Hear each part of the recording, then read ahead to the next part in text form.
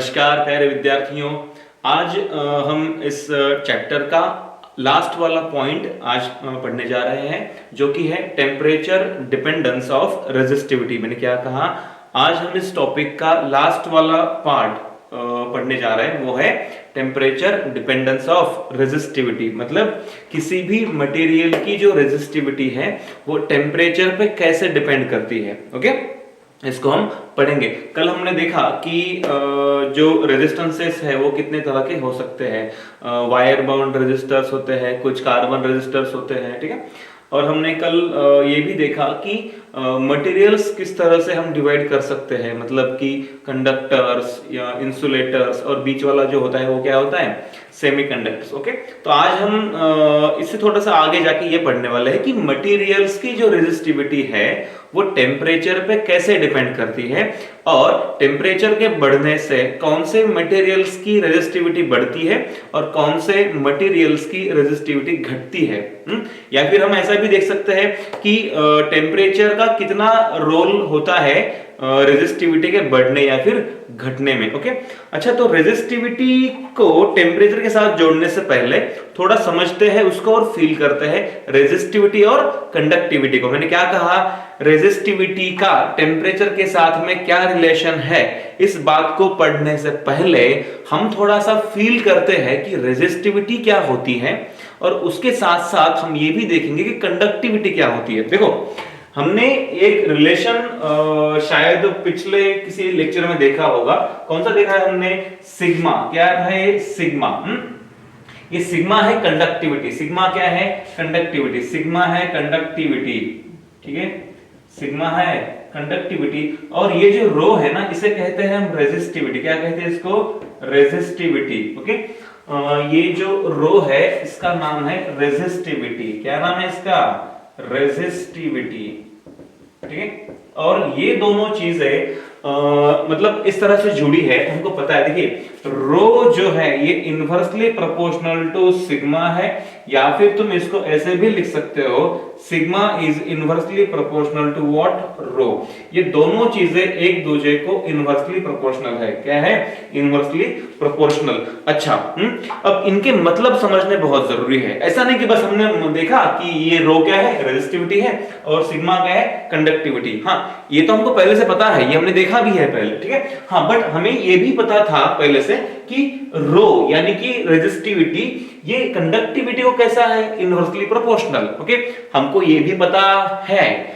और यहीं से ये भी आता है कि अगर रो कंडक्टिविटी को इनवर्सली प्रोपोर्शनल है, तो हम ये भी बोल सकते हैं कि कंडक्टिविटी रो को यानी कि रेजिस्टिविटी को कैसा है, इनवर्सली प्रोपोर्शनल है। अच्छा, तो इन दोनों चीजों के मतलब आप सब समझते हैं। देखो, किसी भी चीज को हम कहते हैं कि ये अच्छा कंडक्टर है। क्या है, ये अच्छा कंडक्टर है। ये कब कहते हैं हम, इट इज जब हम ये जानते हैं कि उसकी कंडक्टिंग प्रॉपर्टीज अच्छी है। क्या है, कंडक्टिंग प्रॉपर्टीज अच्छी है। तो अगर कोई अच्छा कंडक्टर है तो हम ये कहेंगे कि उसकी कंडक्टिविटी ज्यादा है। समझो बात को, अगर कोई अच्छा कंडक्टर है तो उसकी कंडक्टिविटी ज्यादा है, बराबर है।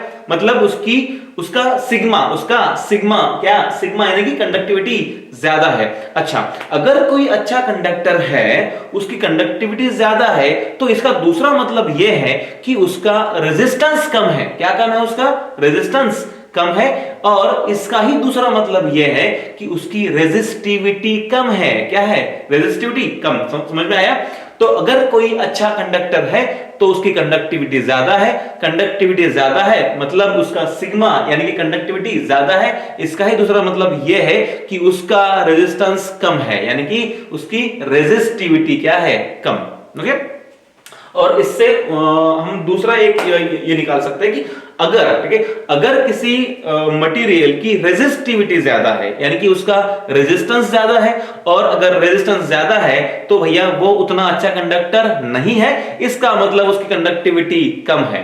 ऑलराइट, हाँ, तो ये हमको समझ में आया कि what is resistivity and what is conductivity. हाँ, अब इनको जोड़ते हैं टेम्परेचर के साथ। किसके साथ, टेम्परेचर के साथ। अच्छा, एक और बात हमको समझनी चाहिए यहाँ पे कि कंडक्टिविटी किस बात पे डिपेंड करती है? ओके, तो किसी भी मटेरियल की कंडक्टिविटी हमने कल देखा है इस बात पे डिपेंड करती है कि उसमें कितने फ्री इलेक्ट्रॉन्स है। ठीक है, अगर नंबर ऑफ फ्री इलेक्ट्रॉन्स ज्यादा है तो it is a good conductor, अगर नंबर ऑफ फ्री इलेक्ट्रॉन्स कम है तो it can be a insulator और it can be a semiconductor. अगर बिल्कुल नहीं है तो इंसुलेटर, और अगर थोड़े सा है, कम है, तो वो कहलाएगा सेमीकंडक्टर। ओके, हाँ, तो हेडिंग डाल दीजिए। क्या डालना है आपको हेडिंग? Temperature dependence. क्या डालना है? Temperature dependence. Temperature dependence. Temperature dependence किसका? रेजिस्टिविटी का। Temperature dependence of resistivity. Temperature dependence of resistivity.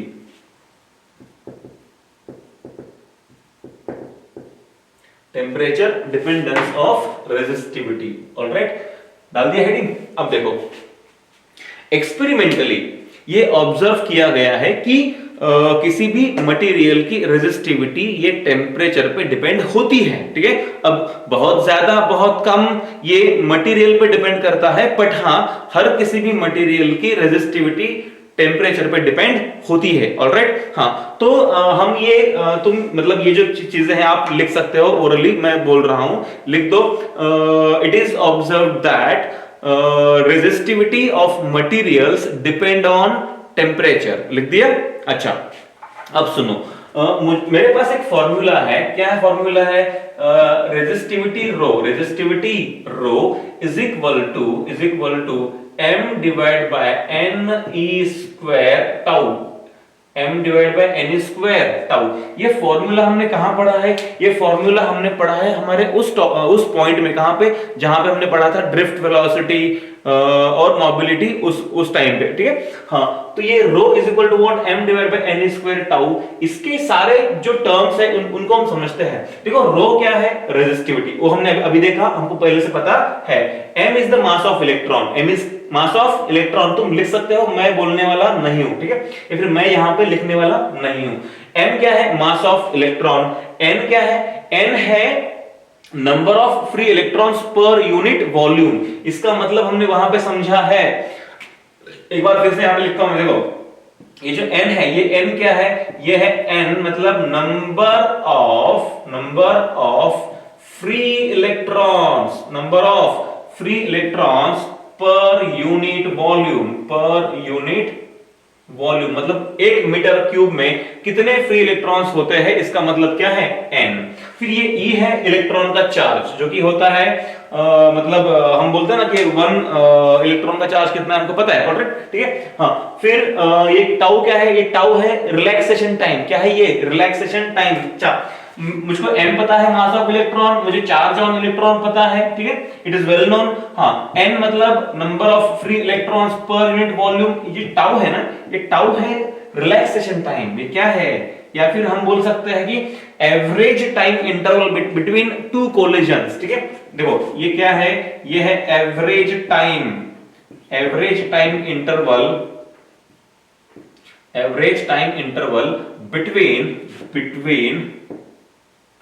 between two successive collisions,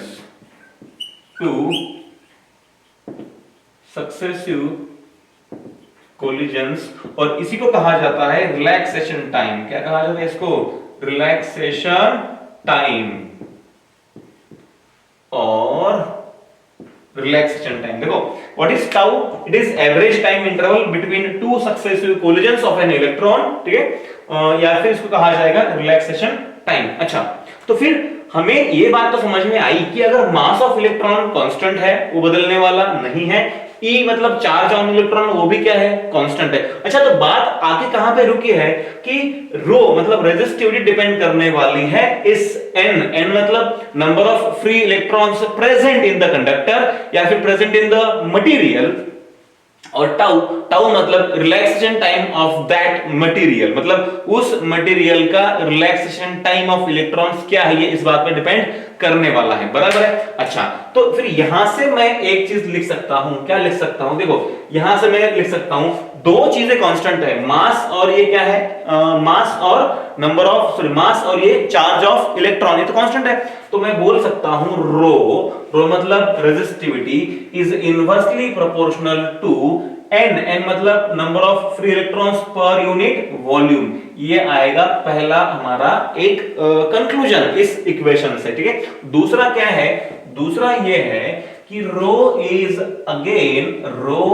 again inversely proportional to tau. Tau मतलब रिलैक्सेशन टाइम, दो कोलिजन्स के बीच का टाइम, और ये एवरेज टाइम है, ठीक है। मान लो बहुत सारे इलेक्ट्रॉन्स है और हमने सारे इलेक्ट्रॉन्स के कोलिजन्स का मतलब दो कोलिजन्स के बीच का टाइम निकाला और उसका एवरेज निकाला, और वो कौन है, वो है टाउ, यानी कि रिलैक्सेशन टाइम। अब देखो ये n है number of free electrons per unit volume, जिसपे रो डिपेंड करने वाला है, और ये है टाउ मतलब कि रिलैक्सेशन टाइम, इस पे भी रो डिपेंड करने वाला है। चलो मान लेते हैं कि हमने किसी मटेरियल को फॉर दैट मैटर, आप एक काम कर लो, आप ले लो कोई कंडक्टर, ठीक है। मैं जनरल टर्म नहीं बोल रहा हूं मटेरियल, मैं क्या बोल रहा हूं, कंडक्टर बोल रहा हूं, ओके।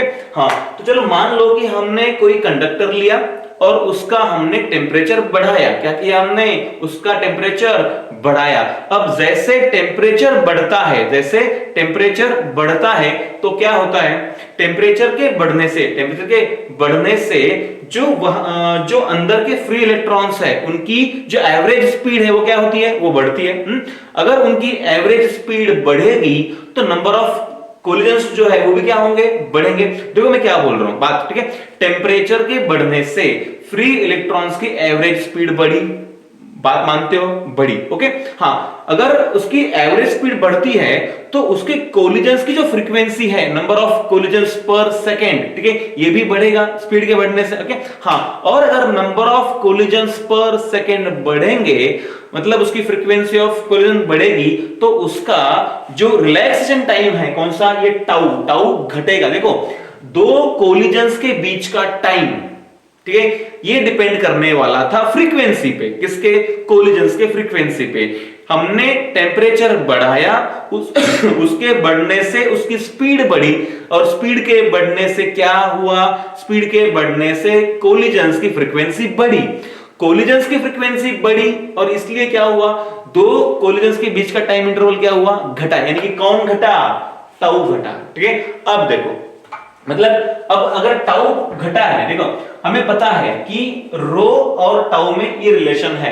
अगर टाउ घटता है यानी कि ये जो टर्म ये घटती है तो ये क्या होती है, बढ़ती है, यानी कि इसके घटने से रो यानी कि रेजिस्टिविटी क्या होने वाली है, बढ़ने वाली है, बिल्कुल, ओके। हाँ, मतलब यहां से तो रो बढ़ने वाला है। फिर दूसरी बात ये है कि ये इस पे क्या हो रहा है, मतलब इस चीज का क्या असर हो रहा है, नंबर ऑफ फ्री इलेक्ट्रॉन्स का। अभी मैंने कहा था कि जो हमने एग्जाम्पल के लिए लिया था वो क्या था, वो था कंडक्टर, ओके।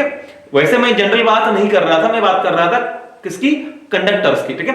तो कंडक्टर्स में टेम्परेचर के बढ़ने से जो number of free electrons per unit volume है वो उतने ज्यादा नहीं बढ़ते, या फिर एप्रिशिएबल एक्सटेंट पे नहीं बढ़ते हैं। मतलब अगर बढ़ते भी है तो थोड़े बहुत, उससे बहुत ज्यादा फर्क नहीं पड़ता है। मतलब ये जो n है ये मोर और लेस कैसा है, कांस्टेंट है। हाँ, तो इसका इस पर बहुत ज्यादा इफेक्ट नहीं है। हाँ, तो सिर्फ इफेक्ट करने वाले सिर्फ यहाँ पे एक ही चीज है, कौन सी है, ये है टाउ। टाउ मतलब रिलैक्सेशन टाइम। हाँ, तो लिख दो अपने नोटबुक में एज, ठीक है, ऐसा लिखो, इफ, ठीक है, if we increase the temperature of a conductor, if we increase the temperature of a conductor, the average speed of free electrons increases and this in turn increases the frequency of collisions, ठीक है, full stop। and when frequency of collisions increases the average time period between two collisions or relaxation time decreases, ठीक है। and when tau या फिर relaxation time decreases rho increases, okay। With rise in temperature, देखो with मैं यहां पे भी लिखता हूं, with rise in temperature, या फिर पहले यहां पे लिखो in conductors with rise in temperature, with rise in temperature average speed of electrons increases, which in turn increases the frequency of collisions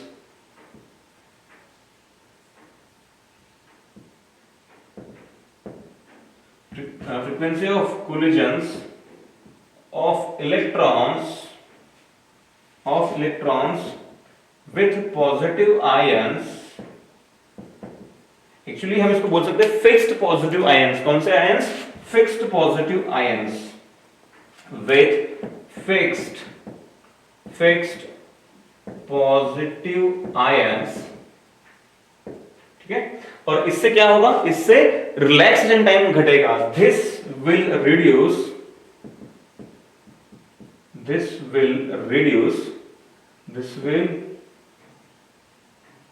reduce the relaxation time. क्या होगा इससे? Relaxation time क्या होगा? घटेगा. हाँ. और अगर ये घटेगा तो ऑफ कोर्स कौन बढ़ेगा? ये बढ़ेगा, मतलब रो बढ़ेगा, यानी कि रेजिस्टिविटी बढ़ेगी. And hence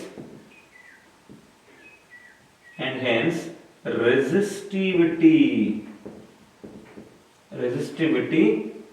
will increase. ये घटा तो ये बढ़ा, रेजिस्टिविटी क्या हो जाएगी? बढ़ जाएगी. ऑलराइट. मतलब कंडक्टर्स में ऐसे रेजिस्टिविटी बढ़ सकती है. ऑलराइट. हाँ. और फिर हमने ये भी देखा कि इसका कुछ इफेक्ट क्यों नहीं हुआ था. ये भी आप लिख लो अपने नोटबुक में. क्या लिखना है? ठीक है. विथ मतलब इन कंडक्टर्स. यहां पे भी, ठीक है, यहां पे भी क्या लिखना है? इन कंडक्टर्स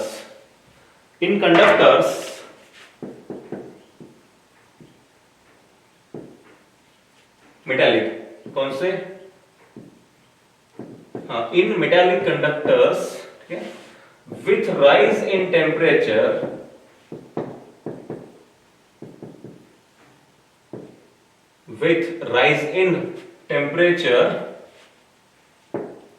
and does not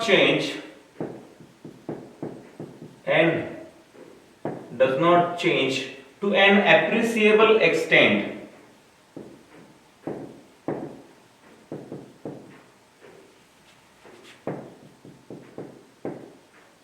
और हम बोल सकते हैं कि does not change to much extent. appreciable मतलब ज्यादा. ठीक है. ज्यादा कुछ फर्क उस पे नहीं पड़ता है. हाँ. तो इसका, ठीक है, इसका रो पे बहुत ज्यादा असर नहीं होता है. ऑलराइट. अब देखिए, ये तो हमने बात की है मेटालिक कंडक्टर्स की. ओके. इसके बाद किया हमने मेटालिक जो ये थे हमारे मेटालिक कंडक्टर्स थे. ठीक है. उसके लिए बात की. हाँ, बट सारे के सारे मटेरियल्स इसी तरह का बिहेवियर नहीं शो करते. ठीक है. कुछ मटेरियल्स अलग अलग तरह से भी बिहेव कर सकते हैं. ऑलराइट. तो एक पॉइंट और भी लिख लो. कौन सा? कि different materials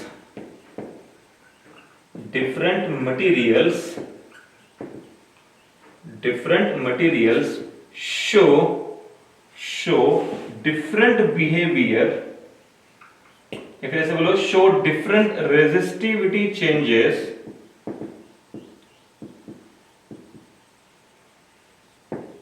different materials show different resistivity changes with change in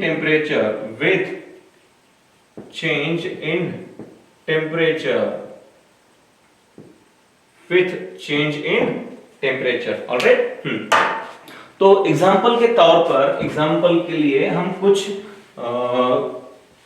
graphs पढ़ेंगे just for the sake of example.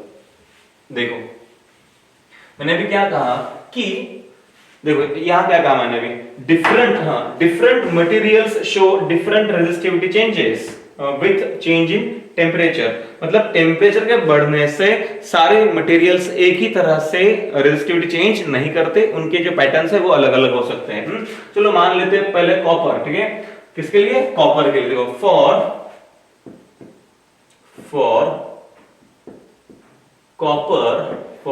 Copper the resistivity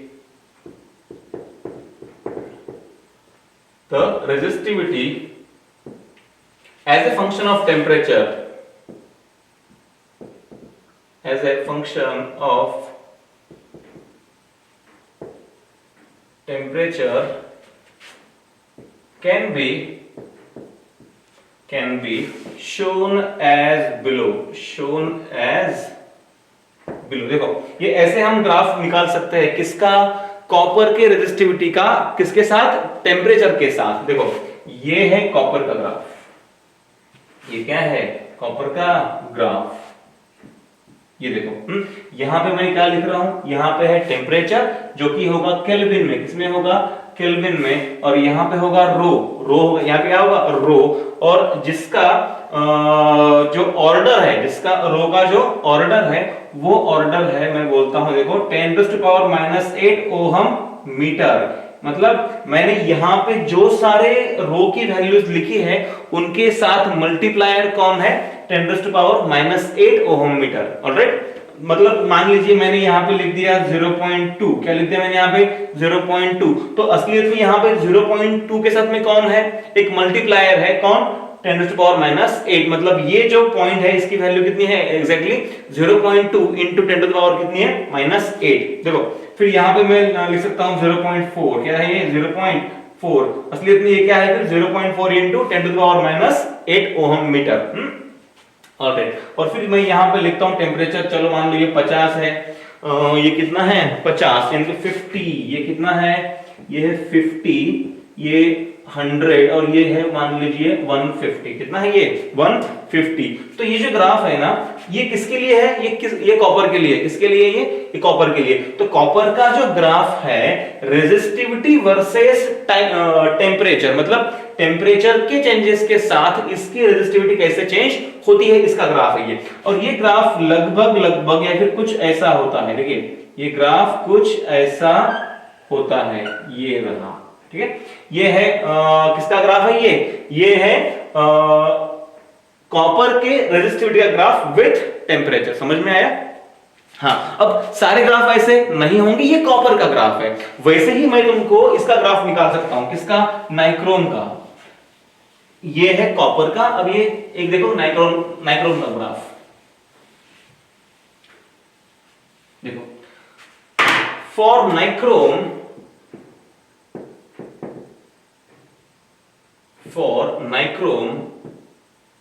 the resistivity as a function of temperature, as a function of temperature can be shown as below, अब देखो इसके लिए graph कैसा है, इसके लिए ये ग्राफ इस तरह का है, इसके लिए ये ग्राफ इस तरह का है। देखो यहाँ पे एज यूजुअल कौन होने वाला है, टेम्परेचर, जो होगा केल्विन में, किसमें होगा, केल्विन में। यहाँ कौन है, रो मतलब क्या है, रेजिस्टिविटी, जिसका फैक्टर या फिर मल्टीप्लायर कितना है, मल्टीप्लायर है 10⁻⁸ ओहम मीटर। समझ में आ रहा है कि नहीं आ रहा, मतलब यहाँ के जो सारे वैल्यूज हैं उनका एक मल्टीप्लायर है, कौन सा है, 10⁻⁸। अब देखो यहाँ पे मैं एक वैल्यू लिखता हूं 1.00, ये देखो ये क्या है, ये 1.00 है, मान लीजिए ये 1.10 है और ये है 1.20, ये क्या है 1.20। अब यहाँ पे मैं लिखता हूं टेम्परेचर, चलो ये है मान लीजिए 200 केल्विन, ये मान लीजिए 400 केल्विन, ये मान लीजिए 600 केल्विन एंड सो ऑन। तो इसका जो ग्राफ है किसका, नाइक्रोम का, ये कुछ इस तरह से स्ट्रेट लाइन होता है, किस तरह से होता है, ये ऐसे उसका ग्राफ क्या होता है, स्ट्रेट लाइन, ये इस तरह से, ये नाइक्रोम का ग्राफ है। ओके, तो हमने अभी क्या देखा कि different materials show different resistivity changes with temperature. ये कॉपर का, ये कॉपर के चेंजेस हैं और ये नाइक्रोम के चेंजेस है ना। और सारे मटेरियल्स का अपना अपना एक अलग पैटर्न होता है। ऑलराइट, चलो अभी एक काम करते हैं, फिर हमारे पास कोई एक फॉर्मूला होना चाहिए जिससे हम ये जान सके कि रेजिस्टिविटी किसी मटेरियल की किसी एक टेम्परेचर पे कितनी है। तो इसके लिए हमारे पास एक फॉर्मूला है, वो हम अभी पढ़ेंगे। देखो चलो ये निकाल देते हैं। अब ये जो फिगर्स है ना, ये फिगर्स याद रखना। ये फिगर्स देखो, ये जो फिगर है ना, ये किसकी है? ये कॉपर वाली फिगर है, जहां पे जो टेम्परेचर रेंज हमने दिखाई है वो कितनी दिखाई है? देखो ये 0 केल्विन, ये 50, ये 100, ये 150 केल्विन है। मतलब ये जो टेम्परेचर है ये 0 डिग्री सेल्सियस से कम वाले टेम्परेचर है। कैसे? ये 0 डिग्री सेल्सियस से कम वाले टेम्परेचर है, ये याद रहे। और यहाँ के जो टेम्परेचर थे वो थोड़े से ज्यादा थे। ऑलराइट, बस इनको थोड़ा सा ध्यान में रखो, ये आगे काम आने वाले हैं।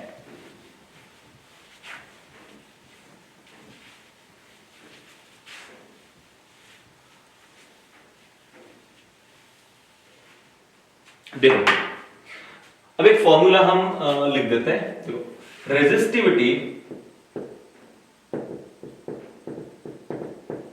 Resistivity of metallic conductors,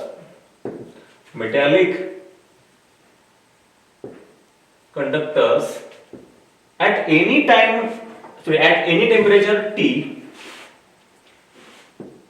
at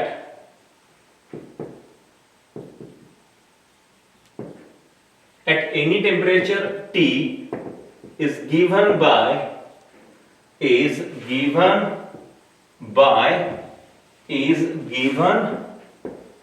अभी फॉर्मूला देखो, इस फॉर्मूला को देखो और समझो। देखो मैं बात कर रहा हूं रेजिस्टिविटी की, तो फॉर्मूला में वो होगा। तो ये rho at T, rho at T का क्या मतलब है? रो मतलब रेजिस्टिविटी कब? जब टेम्परेचर कितना है? टी है। तो rho at T is equal to rho naught. इसका भी मतलब बताऊंगा। जैसे ये था रेजिस्टिविटी एट टेम्परेचर टी, वैसे ये है resistivity at some reference temperature. अब ये रेफरेंस टेम्परेचर कुछ भी हो सकता है जहां से तुमने एक्सपेरिमेंट करना स्टार्ट किया था। हो सकता है ये 0 डिग्री सेल्सियस हो सकता है ये रूम टेम्परेचर हो, या फिर ये कुछ भी हो सकता है। बट हमें सिर्फ इतना पता होना चाहिए कि ये क्या है? ये रेफरेंस टेम्परेचर पे उस मटेरियल की कितनी रेजिस्टिविटी थी, ये उसकी वैल्यू है। ओके, अगर ये रेजिस्टिविटी एट टी है तो ये रेजिस्टिविटी एट रेफरेंस टेम्परेचर है। Okay, into 1 plus alpha in bracket T minus T not, ये ब्रैकेट क्लोज। देखो अब इसमें कौन कौन सी चीजें क्या है? ये है रोटी, ये क्या है? ये रोटी है resistivity at temperature T degree Celsius, eight temperature T degree Celsius. अब ये रो नॉट क्या है? ये जो है ना रो नॉट, ये रो नॉट क्या है? ये है रेजिस्टिविटी एट टेम्परेचर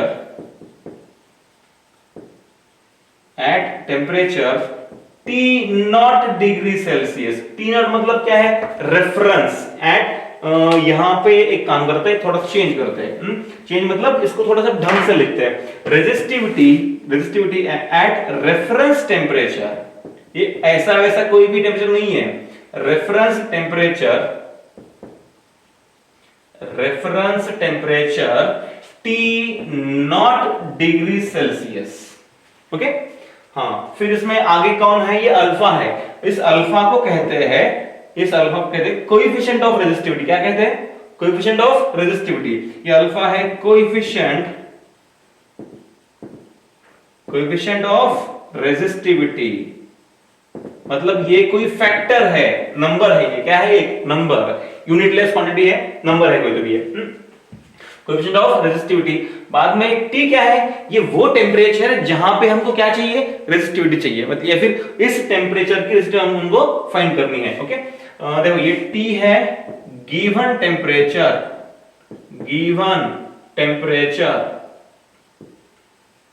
और T नॉट है रेफरेंस टेम्परेचर। क्या है? Reference temperature. बात समझ में आई?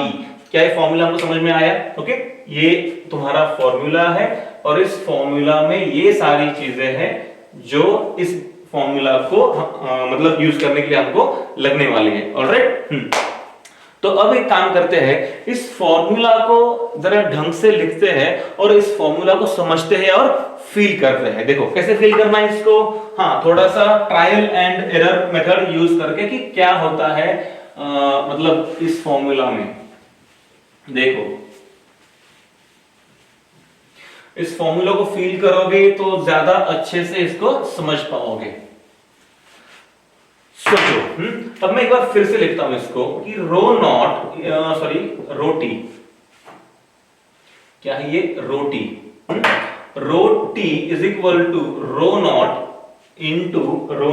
इंटू ये ऐसे था formula into 1 plus alpha in bracket T minus T not bracket close और ये भी क्लोज। ओके, अब इसको थोड़ा सा रीअरेंज कर देते हैं। तो रोटी मतलब रेजिस्टिविटी एट टेम्परेचर T, ये रेजिस्टिविटी एट टेम्परेचर कौन सा? रेफरेंस टेम्परेचर T नॉट वाला। ओके, हाँ, अब रो नॉट से इसको मल्टीप्लाई करो, रो नॉट, ठीक है, प्लस अब रो नॉट इंटू दिस मतलब rho not into alpha in bracket T minus T naught. Okay, अब देखिए जरा इस चीज को समझिए।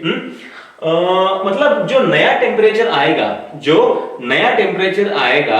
वो नया टेम्परेचर जो नई रेजिस्टिविटी आएगी, कौन सी? रोटी। ओके, जो नई रेजिस्टिविटी आएगी उसमें ये जो फैक्टर है, कौन सा? ये वाली चीज, पुरानी रेजिस्टिविटी तो है ही, अब देखो, अब प्लस ये वाला फैक्टर, अब इसमें ये वाला फैक्टर क्या है? देखो ये क्या है? रो नॉट, ये है रेफरेंस टेम्परेचर वाली रेजिस्टिविटी। हाँ, अब देखो कि ये वाला जो फैक्टर है, कौन सा? ये वाला फैक्टर, देखो ये हाँ, तो इसमें क्या है? इसमें ये एक प्योर नंबर है, क्योंकि ये कौन है? ये कोएफिशिएंट ऑफ रेजिस्टिविटी, तो ये प्योर नंबर है। और ये T माइनस टी नॉट, ये भी क्या है? एक प्योर नंबर है। तो इनका जो प्रोडक्ट है इन दोनों का, ये भी क्या होने वाला है? एक प्योर नंबर होने वाला है। तो प्योर नंबर कैसे होगा? देखो, चलो मान लेते हैं ये जो प्योर नंबर है ना, ये अरे है ना प्योर नंबर, ये एक नंबर है, ये भी एक नंबर ही होगा, तो ये जो प्रोडक्ट है ये भी क्या होगा? एक नंबर ही होगा। चलो मान लेते हैं कि rho T is equal to rho not plus rho not into, और मान लो कि ये जो प्रोडक्ट है ये आएगा 0.1। कितना आया ये? 0.1, ये 0.1 आया। अब देखो रोटी इज इक्वल टू, हाँ, तो यहां रो नॉट तो कॉमन निकाल लिया, रो नॉट यहां बचा 1 प्लस 0.1 और ये इंटू रो नॉट, तो आंसर आएगा क्या आएगा? 1 प्लस 0.1 मतलब 1.1 रो नॉट। देखो rho T is equal to what? 1.1 rho naught. तुम इसको समझ सकते हो, क्या समझ सकते हो? कि जो नया रेजिस्टिविटी है वो है पुरानी मतलब पुराने रेजिस्टिविटी के 1.1 टाइम्स, यानी कि हम कह सकते हैं कि नई रेजिस्टिविटी जो है वो 10% से बड़ी है, तो ये अंदाजा हम यहां से लगा सकते हैं। समझ आ रहा ना कि मतलब अगर रोटी इक्वल टू 1.1 रो नॉट है, इसका मतलब यह है कि टेम्परेचर बढ़ाने से रेजिस्टिविटी 10% से बढ़ी। पहले कितनी थी? 1 रो नॉट, अब कितनी है? 1.1 रो नॉट, मतलब 10% से बड़ी। अगर यहीं पे, ठीक है, अगर यहीं पे ये चीज कौन सी? ये वाली चीज, मान लो कि ये जो प्रोडक्ट है, कौन सा वाला?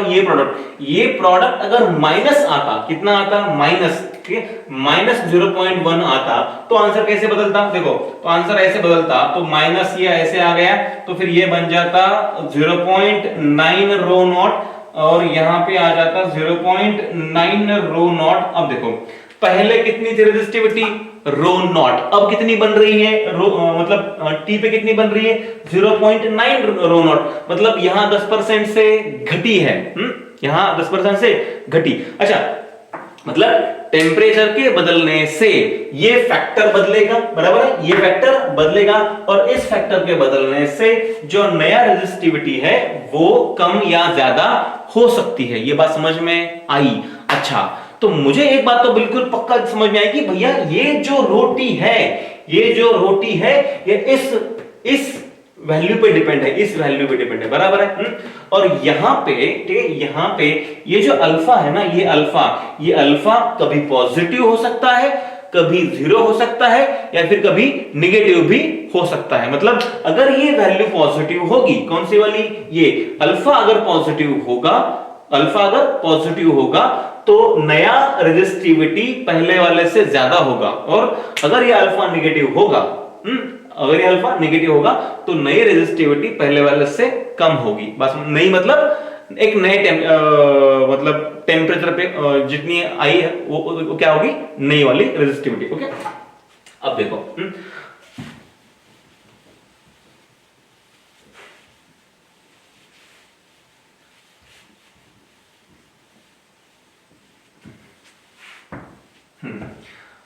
तो हम कुछ चीजें समझते हैं। देखो क्या समझना है हमको, ये देखो rho T is equal to rho not plus rho nought, अभी जो मैंने लिखा था ना उसे फॉर्म में लिखता हूं, rho T is equal to rho not plus rho not into alpha into T minus T nought. अरे बराबर है ना, मैंने सही लिखा है ना, हाँ इसको मैंने एक्सपांडेड फॉर्म में लिखा है। तो rho T equal to rho not plus rho not into alpha into T minus T nought. इसको थोड़ा सा कंपेयर करते हैं अपने लाइन के जो इक्वेशंस है स्टैंडर्ड उसके साथ में। देखो इसको थोड़ा सा और रीअरेंज करता हूं, मतलब rho T is equal to what, ये रो नॉट इंटू ये alpha T minus T nought plus rho nought. Comparing this equation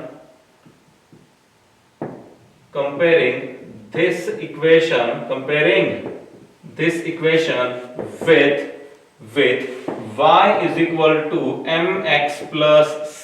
क्या कर सकते कंपेयर, मतलब इस इक्वेशन को इसके साथ कंपेयर कर सकते हैं, क्या कर सकते हैं। देखो रो टी वेरिएबल है, y वेरिएबल है, बराबर। यहां पे रो नॉट कांस्टेंट है, ये दिया था उन्होंने पहले से दे रखा है, ये कांस्टेंट है क्योंकि ये रेफरेंस टेम्परेचर वाली रेजिस्टिविटी है जो कैसी है, कांस्टेंट है। तो यहां भी c क्या है, कांस्टेंट है। मतलब जैसे यहां पे रोटी वेरिएबल है, यहां y वेरिएबल है, यहां पे रो नॉट कांस्टेंट है, यहां पे c कांस्टेंट है, और यहां पे ये जो चीज है कौन सी वाली, t माइनस टी नॉट, ये क्या है, ये वेरिएबल है ना, ये वेरिएबल है। अगर आपने t बदल दिया तो ये जो क्वांटिटी है क्या होगी, बदल जाएगी। मतलब यहाँ पे जैसे ये वाली क्वांटिटी वेरिएबल है, वहां पे ये कौन है, यहाँ पे ये x वेरिएबल है। कौन वेरिएबल है, x।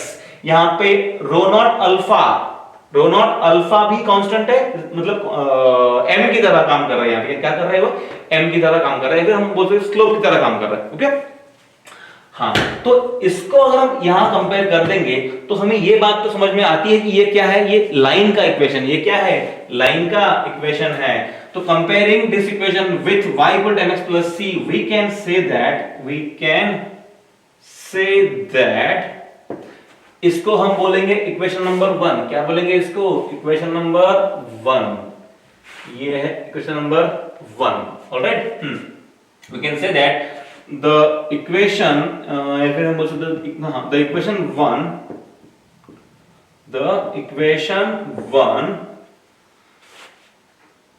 is a straight line, मतलब इसका जो ग्राफ होगा वो कैसा होगा, वो स्ट्रेट लाइन का होगा। और हमने अभी देखा है थोड़ी देर पहले, जो नाइक्रोम का जो ग्राफ था वो किस तरह का था, वो स्ट्रेट लाइन वाला ग्राफ था। ओके, हाँ, तो मोर और लेस, देखो मोर और लेस मेटेलिक कंडक्टर्स में, मैं क्या बोल रहा हूं ध्यान से सुनो, मोर और लेस मेटेलिक कंडक्टर्स में जो रो वर्सेस टी वाले जो ग्राफ होंगे वो नॉर्मली कैसे होंगे, स्ट्रेट लाइन होंगे। ऑलराइट, क्योंकि जो इक्वेशन है वो कैसा है, वो स्ट्रेट लाइन का इक्वेशन है, तो जो ग्राफ होगा वो भी कैसा आएगा, स्ट्रेट लाइन का आएगा। हाँ, बट आपने देखा है कि पहले कॉपर के लिए जो मैंने ग्राफ निकाला था वो स्ट्रेट लाइन नहीं था, तो वो ग्राफ कौन सा था या फिर उसके पीछे क्या रीजन है। हाँ, तो आपने देखा था कि वहां पे जो टेम्परेचर था वो कम था, मतलब 50, 100 और फिर 200, सॉरी 150। तो ये सारा किस में है? केल्विन में है। ये क्या है? केल्विन में। अच्छा, केल्विन में है इसलिए मैं बोल सकता हूं कि ये सारे जो टेम्परेचर्स है 50 केल्विन या फिर 100 केल्विन या फिर 150 केल्विन, ये सारे टेम्परेचर्स केल्विन वाले हैं। और ये असलियत ये है कि they are below 0 degree Celsius. क्या है वो? 0 डिग्री सेल्सियस से कम है। इसका मतलब है 0 डिग्री सेल्सियस से अगर तुम टेम्परेचर घटा दोगे तो जो ग्राफ आने वाला है वो स्ट्रेट लाइन नहीं होगा, या फिर वो स्ट्रेट लाइन से कुछ अलग होगा। ठीक है, हाँ यहां पे लिख दो, ये भी चीज लिख दो। मतलब मोस्टली ठीक है, पहले ये लिख दो स्ट्रेट लाइन कब होगा। ठीक है, the graph will be straight line, is a straight line, hence the graph कौन सा ग्राफ?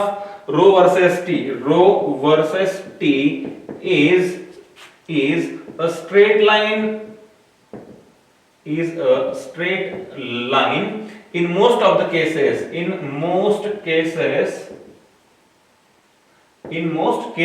किसके लिए? For metallic conductors, ठीक है, in most cases, but below 0 degree Celsius, the graph shows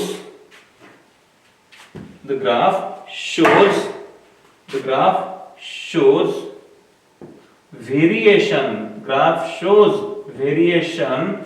and it is not a straight line,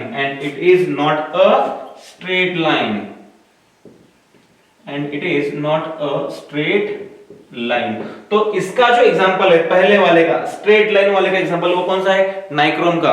वो हमने कैसे लिया था? वो हमने लिया था 200 केल्विन, 400 केल्विन, 600 केल्विन और 800 केल्विन। तो ये ज्यादा मतलब या फिर ये बड़े टेम्परेचर्स हैं। ठीक है, हाँ, बट अगर आप 0 डिग्री सेल्सियस से कम करते हो टेम्परेचर, तो क्या?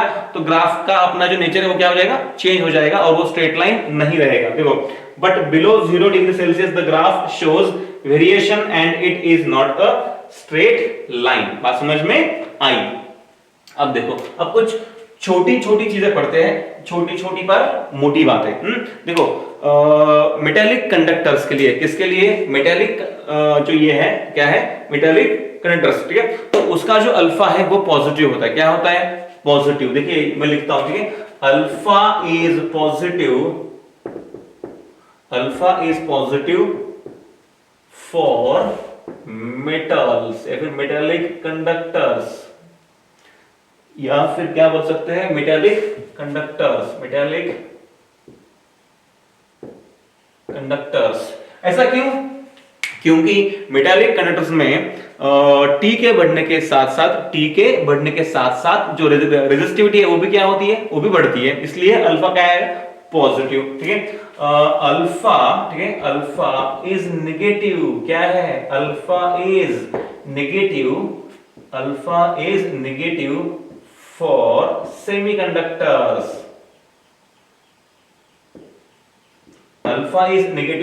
सेमीकंडक्टर्स। अब देखो, इन दोनों चीजों को समझते हैं।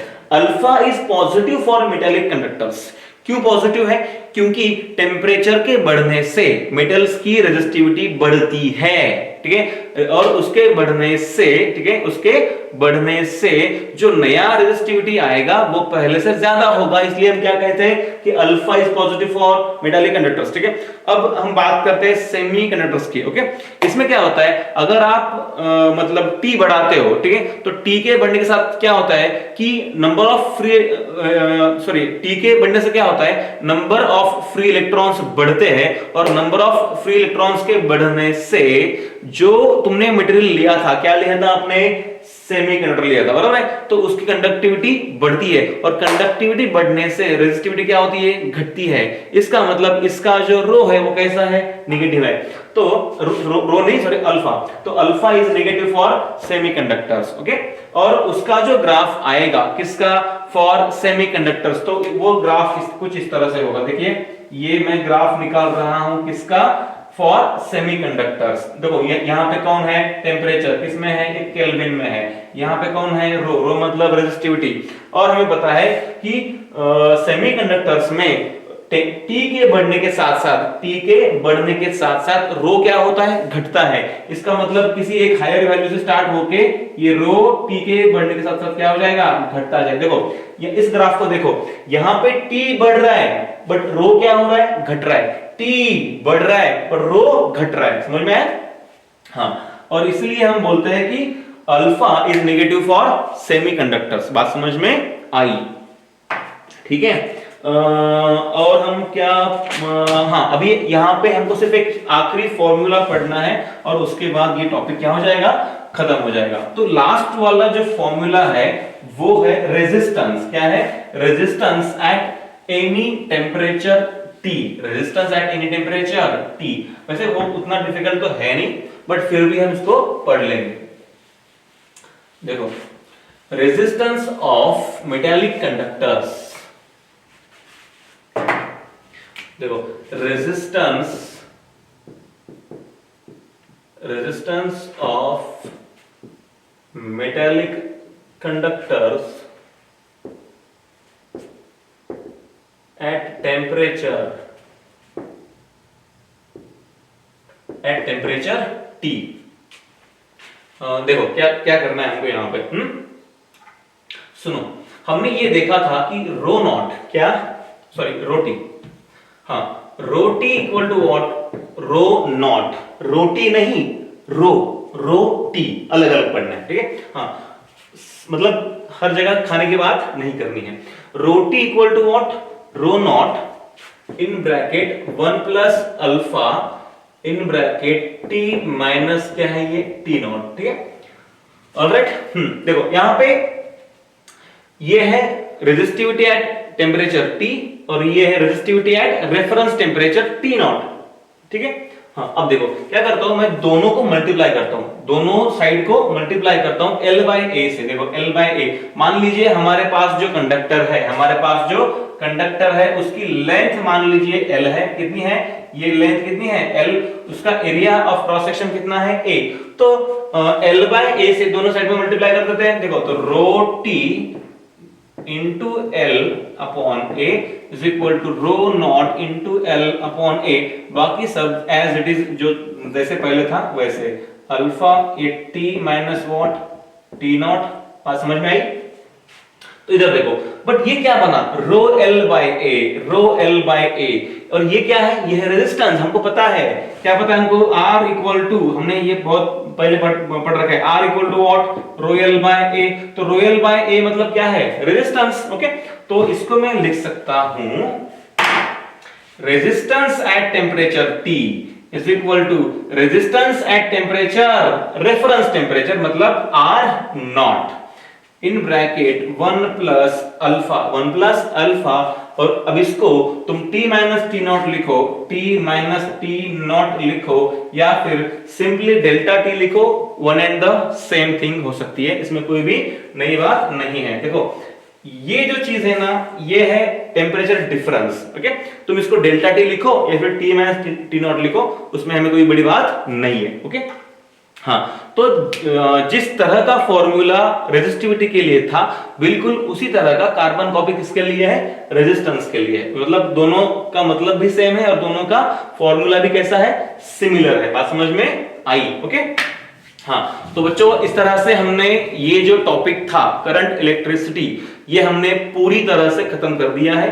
तो बच्चों इस टॉपिक को हमने मतलब सारे तरीके से, मतलब प्रॉब्लम्स की बात करें या फिर हम अगर बात करें कॉन्सेप्ट्स की, ठीक है, तो सारे तरीके से हमने इसको कवर अप कर लिया है। ऑलराइट, अच्छा, तो बस मैं इतना चाहता हूं कि आपको जो भी असाइनमेंट दी होगी उस असाइनमेंट को अभी आप सॉल्व करना चालू करो, और उसके जो कुछ भी डाउट्स होंगे वो आप अपने डाउट्स अपने नोटबुक में निकाल के रखो। ओके, चलो, goodbye, thank you very much.